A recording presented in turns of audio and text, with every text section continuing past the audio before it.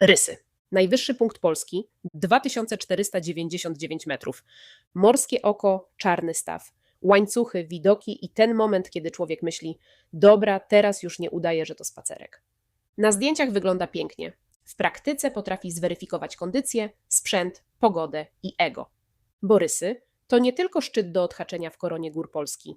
To całodniowa wyprawa, w której najważniejsze nie jest zdjęcie na górze. Najważniejsze jest wrócić bezpiecznie. W tym filmie krótko i konkretnie, gdzie leżą rysy, jakie są szlaki, trochę historii, jak się przygotować, czego nie robić i jak nie zostać bohaterem historii zaczynającej się od: wydawało mi się, że dam radę. Wprowadzenie. Cześć. Dzisiaj robimy przewodnik. Wszystko, co musisz wiedzieć o rysach. Nie będzie lania wody, nie będzie romantyzowania głupich decyzji i nie będzie tekstu. Wystarczy pozytywne nastawienie. Pozytywne nastawienie jest super, ale na rysach bardziej przydają się dobre buty, pogoda, kondycja, jedzenie, woda, czołówka i umiejętność zawrócenia. Lecimy. Czym są rysy i gdzie leżą? Rysy leżą w Tatrach Wysokich na granicy Polski i Słowacji. Polski wierzchołek ma 2499 metrów nad poziomem morza i jest najwyżej położonym punktem w Polsce. Słowacki wierzchołek jest wyższy, ma około 2503 metry. Czyli tak, jeśli ktoś powie, że rysy mają 2499 metrów, mówi o najwyższym punkcie Polski. Jeśli ktoś powie 2503, mówi o najwyższym wierzchołku masywu po słowackiej stronie. I to nie jest błąd, to po prostu rysy mają kilka wierzchołków i trochę lubią robić zamieszanie w opisach. Rysy są jednym z najważniejszych szczytów korony gór Polski. Dla wielu osób to symboliczny cel, chcę wejść na najwyższy punkt kraju. Ale tu trzeba powiedzieć jasno, to nie jest pierwsza lepsza górka na start. Rysy są piękne, ale wymagają przygotowania. Krótka historia. Pierwsze znane wejście na rysy miało miejsce w 1840 roku.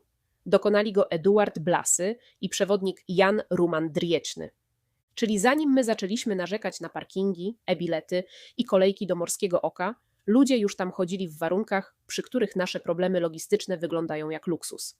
Z czasem rysy stały się jednym z najbardziej kultowych celów w Tatrach. Przyciągają turystów, zdobywców KGP, osoby szukające wyzwania i ludzi, którzy chcą powiedzieć: byłem na najwyższym punkcie Polski.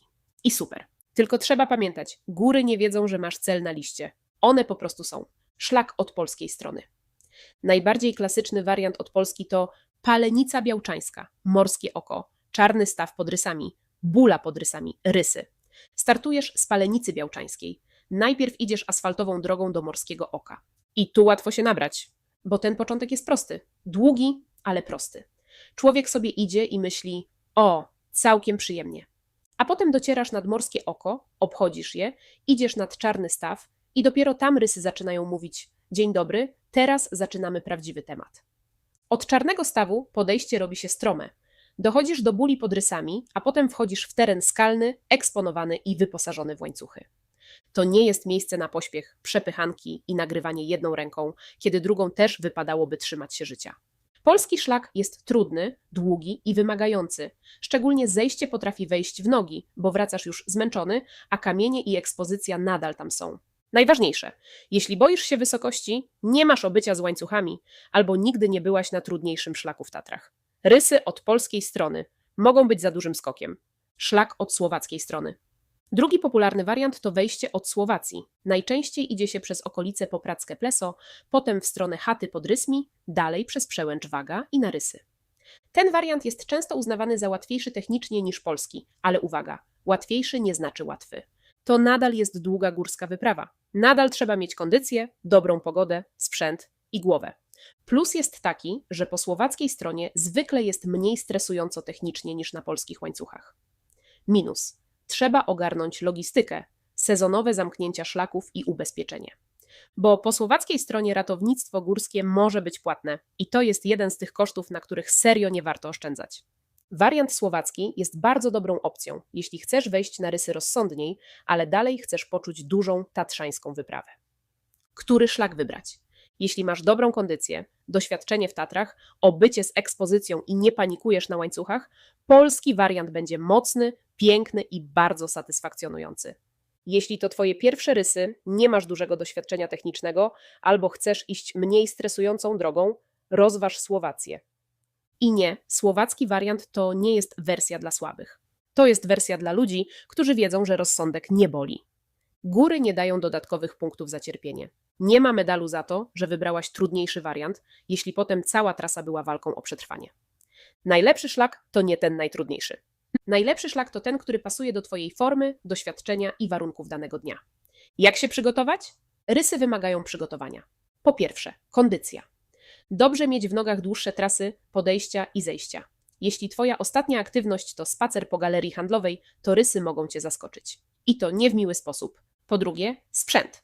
Minimum dobre buty trekkingowe z przyczepną podeszwą, kurtka przeciwdeszczowa i przeciwwiatrowa. Coś ciepłego, woda, jedzenie, mapa offline, naładowany telefon, powerbank, czołówka, apteczka, folia NRC, rękawiczki na łańcuchy, kask. Szczególnie na polski wariant, gdzie mogą lecieć kamienie. Po trzecie, start wcześnie. Rysy to nie jest wycieczka na zasadzie wyśpię się, zjem spokojnie śniadanko i o 11 ruszę. Nie. Wychodzisz wcześnie, bo potrzebujesz zapasu czasu, chcesz uniknąć tłumów i nie chcesz schodzić po ciemku, chyba że Twoim hobby jest stres premium. Po czwarte, jedzenie i picie. Nie idź na samej kawie i ambicji. Ambicja jest fajna, ale po kilku godzinach podejścia baton smakuje bardziej przekonująco. Pogoda i warunki. Pogoda w Tatrach potrafi zmienić się bardzo szybko. Na dole może być lato, a wyżej chłód, wiatr, mgła, mokra skała albo zalegający śnieg. Dlatego nie sprawdzaj tylko pogody w Zakopanem. Zakopane to nie szczyt rysów. Sprawdzaj prognozy górskie, komunikaty TPN, TOPR i warunki na szlakach. Po słowackiej stronie sprawdzaj też zasady TANAP. Najgorsze pomysły? Iść przy ryzyku burzy. Iść na mokre łańcuchy bez doświadczenia. Iść, gdy wyżej zalega twardy śnieg. A ty nie masz sprzętu i nie umiesz go używać. Iść tylko dlatego, że już dojechałam. Rysy poczekają. Serio. Nie obrażą się. Zawrócenie nie jest porażką, to często najlepsza decyzja dnia. TOPR, wypadki i real talk. W Tatrach co roku dochodzi do wielu akcji ratunkowych. Często przyczyny nie są spektakularne. To nie zawsze jest wielka lawina albo dramatyczna scena filmowa. Czasem to zwykłe potknięcie, złe buty, za późny start, brak kondycji, przecenienie swoich możliwości, zmęczenie na zejściu, brak sprzętu, pogoda, która zmieniła się szybciej niż ktoś zdążył powiedzieć, może jednak zawróćmy. Dlatego na rysach trzeba mieć pokorę. Numer alarmowy TOPR warto mieć zapisany 985 112 albo +48 601 100 300. Ale najlepsza akcja ratunkowa to ta, do której nie trzeba doprowadzić. Czyli planujesz, sprawdzasz warunki, masz sprzęt, idziesz wcześniej i nie robisz z własnego ego przewodnika górskiego. Co robić, czego nie robić? Co robić? Startuj wcześnie, sprawdź pogodę i komunikaty. Weź odpowiedni sprzęt, jedz i pij regularnie. Trzymaj spokojne tempo. Na łańcuchach zachowaj odstęp i cierpliwość. Pomagaj innym, ale nie ryzykuj bez sensu. Miej plan B, zawróć, jeśli warunki są złe.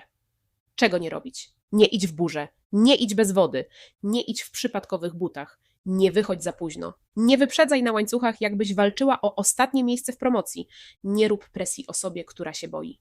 Nie udawaj, że wszystko jest ok, jeśli czujesz, że sytuacja cię przerasta. I najważniejsze, nie idź na rysy po to, żeby coś komuś udowodnić. Idź po doświadczenie, widoki, satysfakcję i lekcje pokory. Atrakcje i plan B. Jeśli warunki na rysy są słabe, wyjazd nadal może być świetny. Po polskiej stronie możesz zrobić Morskie Oko, Czarny Staw pod Rysami, Dolinę Pięciu Stawów, Rusinową Polanę, Gęsią Szyję, Wodogrzmoty Mickiewicza. Po słowackiej stronie Popradzkie Pleso, Sztrebskie Pleso, symboliczny cmentarz pod Osterwą, spokojniejsze trasy w okolicy. Plan B to nie porażka. Plan B to dowód, że nie masz w głowie trybu albo szczyt, albo dramat. W górach elastyczność jest ważniejsza niż upór. Zakończenie. Rysy są niesamowite. Widoki, wysokość, klimat Tatr wysokich, poczucie celu. To wszystko robi ogromne wrażenie. Ale rysy nie są miejscem na przypadek. To nie jest trasa, na którą idziesz, bo akurat masz wolną sobotę i nowe buty. To szczyt, do którego warto podejść z głową. Przygotuj się, sprawdź warunki, wybierz dobry wariant. Nie lekceważ zejścia. Nie bój się zawrócić, bo szczyt jest opcjonalny. Powrót jest obowiązkowy. Jeśli planujesz wejście na rysy, napisz w komentarzu, którą stronę wybierasz. Polską czy słowacką. A jeśli już byłaś albo byłeś, zostaw jedną radę dla osób, które dopiero planują tę trasę.